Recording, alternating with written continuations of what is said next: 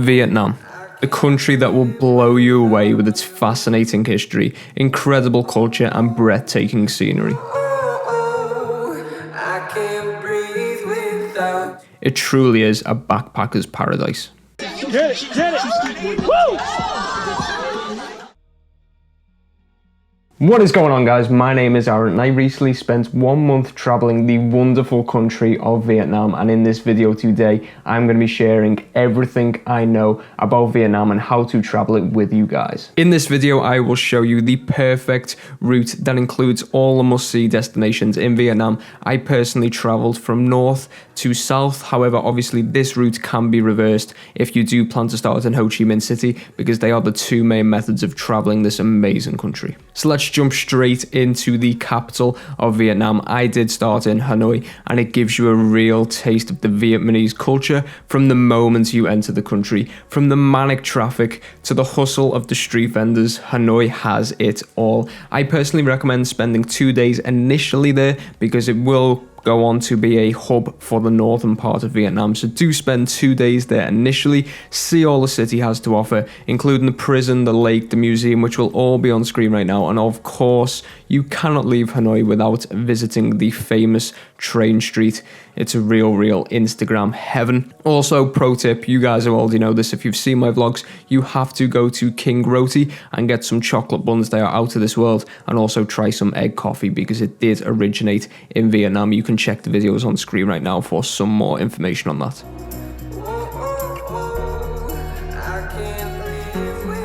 Next up is Ha Long Bay, named one of the new 7 natural wonders of the world in 2012. And to be honest, no trip to Vietnam is complete without visiting Ha Long Bay. I recommend doing a 3-day, 2-night tour of Ha Long Bay with a cruise. And if you want to do backpacker style with a private island, kayaking, some hiking up to a viewpoint, and of course backpackers, it's going to have insane parties both nights, then I highly recommend you go with Hideaway Island Tour. They are the ones I did go with, but that was for a partnered deal, but I highly recommend them. I had some of the best days of my life there. Ha Long Bay makes it special, but they make the tour even better for you guys. Whichever method you do choose to explore this amazing place, you will be blown away though, without a doubt. Next up is way up north near the Chinese border, called Sapa. Now this is a hiking town, and it is actually possible to get there straight from Ha Long Bay or Cat Ba Island, which is just off Ha Long Bay. You can take a bus, but the best option, as I mentioned before, is to head back to Hanoi and either spend a night, or you can actually just take a night bus straight from Hanoi to Sapa, because most of these Ha Long Bay tours will actually have transferred back to Hanoi, so you won't be spending any more money. You'll just be getting a bit of extra rest on the way. I recommend you go with Sapa Express. They were the company that I went with. It takes about 5 hours, maybe about 6 hours for the night bus, but they do actually let you stay on it until morning. It is a very well-run company, but I must say it is safer to take the day bus because it's safer and it's the much more comfortable option. When you arrive in Sapa, as I mentioned, it's all about the hikes to the local villages where you will meet a lot of local Vietnamese people. There's 3 main villages that I do recommend you go and visit. The first being Cat Village, which is very easily done in a couple of hours. So I recommend you potentially do that on the day you arrive. And then the next 2 villages are on the same route, but if you're going to walk back, then it is a very challenging hike. But trust me, you do not need a guide to do it. You can check out my video on screen right now, which shows you how to do it. But it is to Lao Chai Village and Ta Van Village. Now, if you are pushed on time, I recommend only going to the first one because that is much better. But without a doubt, you will see some of the most incredible scenery, just amazing rice terraces. And if you are there in wet season, which obviously has its downsides, the positive to being there in wet season will be the green grass will be unbelievable and will make for an Instagram banger if you take a camera or phone with you. For a true Southeast Asian experience, I recommend you actually stay in the Capsule Hotel in Sapa for a unique experience that you will not find in many other places in the world. Now, before we continue into central Vietnam, I do want to let you know about a new product I am going to be selling on my brand new website, which is a Vietnam travel guide in PDF form. Now, whether you have some unanswered questions or you just want to know everything possible about travel traveling to Vietnam before your trip, or you just want to do some research on the country in case you do end up visiting at some point, then this guide has it all covered in a 20-page PDF document that you can just download straight to your computer, and it is also optimized for mobile phones. So if you just want to have it on the go, and even if you are traveling Vietnam, you can have it right in your pocket and you can refer back to anything that is in the guide. The guide itself covers everything, as I mentioned, that you do need to know, including vaccines, visas, budgeting advice, when to visit, where to visit, and some pro tips that I picked up along the way that you will not find anywhere else on the internet. And it does come in at just £4.49. And as I said, you can download it straight to your computer, and it is also optimized for your mobile phone.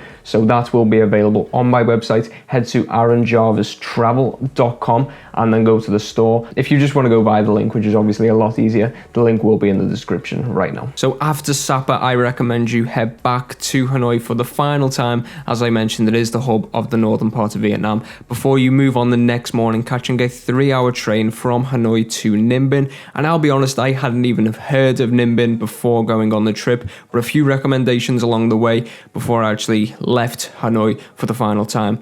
They recommended me to go there, and just think of Ninh Binh as Ha Long Bay on land. It is a true hidden gem of Vietnam. I highly recommend you stay at the Green Mountain Homestay. It's a family-run homestay, and it is one of the most incredible places I have ever stayed. It's got the prices of hostels for Southeast Asia, but the comfort of home. It's incredible, and you can just spend a couple of days using their free bikes that they let you hire, exploring the amazing scenery around you with hundreds of limestone mountains. Continuing on with our journey, our next stop is central Vietnam and Hue. Hue is an incredible city that is full of history and makes a trip to the imperial city well worth it for a few hours. However, the main attraction in Hue is the abandoned water park, and whilst it's becoming very touristy and it's getting all over Instagram, to be honest, it still makes for an incredible day trip. Your best option to get there is to hire a local who is willing to take you there on their bike and potentially wait around for you, depending on if you want to pay that price, or getting a Grab, which is what I done, and then just flagging down again a local on your way back, because let's be honest, it's Vietnam, there are plenty of motorbikes around. The distance to the water park is about 8 kilometers away from the city centre, but once you are there, you have hours of fun just to walk around and explore all there is to offer. Just one word of advice: do not go anywhere near that water, because it is absolutely disgusting. Once you're actually in the water park, it's very, very simple. Just start walking towards the main attractions, and there will be a guard driving around on a motorbike, and he will ask for 10 to 20,000 Vietnamese dong per person.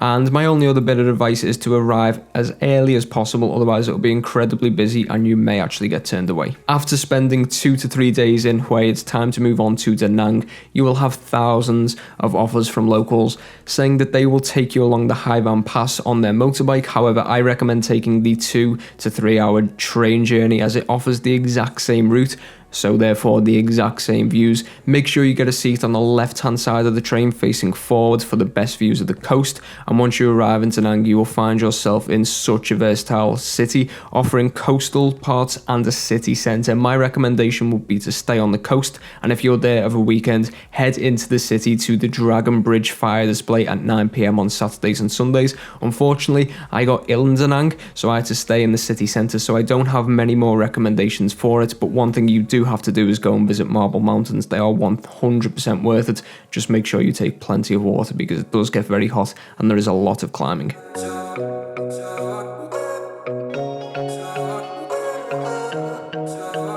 Next up is by far my favourite city in Southeast Asia, Hoi An. Catch the famous yellow bus from Da Nang to Hoi An.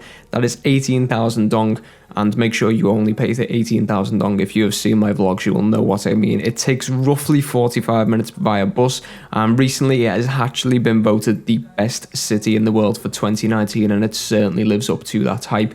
The centre of Hoi An is a UNESCO World Heritage Site. Due to it being pedestrianised and smoking free, it makes for such a unique experience and a nice break from all the motorbikes. Make sure you try and plan your visit around the Lantern Festival. It usually happens in the middle of every month, because that is a once-in-a-lifetime opportunity that you do not want to miss out on. You can spend 3 to 4 days in Hoi An easily, because you have the amazing city and then the local beach to explore. Next up, you can either take the night bus from Hoi An directly to Nha Trang. However, I don't recommend the Vietnam night buses, because they are not built for Westerners.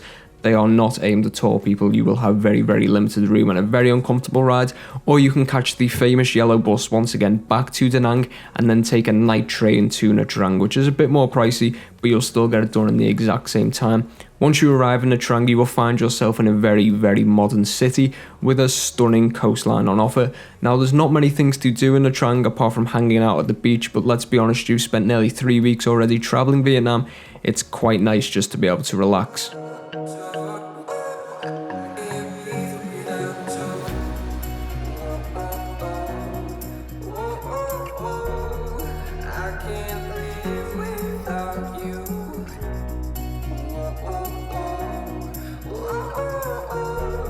From Nha Trang, I recommend you catch the day bus to another hidden gem, that is Mui Ne.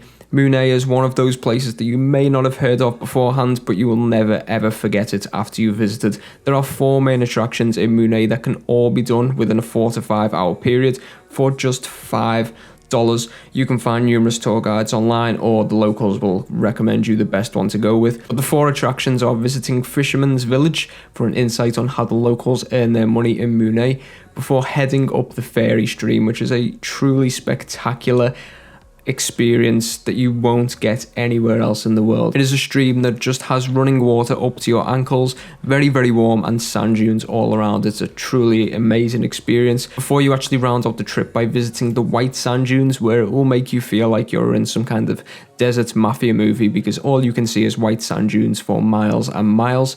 And then you will finish the trip with the famous red sand dunes of Mui Ne to catch a glorious sunset. You can actually do the trip of a morning as well to catch sunrise, but why do that and get up at 4 a.m. when you can just do it for sunset? Both great options, but you can obviously decide closer to the time. And just like that, you have reached your final stop on your 30-day trip in Vietnam, which is Ho Chi Minh City, and chaos is certainly an understatement. If you thought Hanoi was busy, then you will have a huge shock when you arrive in Ho Chi Minh City. It is a true raw and unfiltered experience of Vietnam that you will never ever forget. This is another city engulfed in history, and you cannot leave without checking the famous Vietnam War Museum. After Ho Chi Minh City, if you have a few days left to spare with your visa, then I do recommend you head down south to Phu Quoc Island. I didn't actually personally have time for that, so I flew directly out of Ho Chi Minh City to another country in Southeast Asia. And just like that, you have completed Vietnam, and in some style. Now, 1 month may sound like a long time when you're planning, but trust me, time in Vietnam will fly by and you will leave the country wishing you had more time. One thing for sure is Vietnam will leave a lasting impression on you that you will carry for the rest of your life.